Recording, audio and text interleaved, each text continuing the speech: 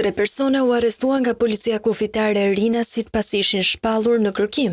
Denis Xhelili, 41 vjeç nga Vlora, u prangos pasi gjatë verifikimeve të detajuar të kryera nga ana autoriteteve, u konstatua se rezultoni dënuar me 13 vjet e 4 muaj burg. Ai ishte kthyer nga Mbretëria e Bashkuar në kategorinë deportiv dhe pas intervistimit të kryer nga ana efektiveve u konstatua nga gjykata e shkallës së parë Vlorë pasi kishte njësuar vendimin me atë të kurorës Luton Chichester, e ka shpallur fajtor për veprat penale, komplot për furnizim me drogë të klasit A dhe komplot për të shmangur nëpërmjet mashtrimit, nga ndalimi i importimit të një droge të klasit A, vepra penale këto të ishullit britanik. Po ashtu u ndalua edhe një 38 vjeçar nga Tirana pasi ishte dënuar me 2 vjet e 4 muaj burg për prodhim dhe shitje droge, si dhe një person nga Korça të cilit i ishte konvertuar dënimi nga gjop në burg për veprën penale të kalimit të paligjshëm të kufirit. Të 3 personat e ndaluar ju dorëzuan drejtorive vendore përkatëse për veprime të mëtejshme.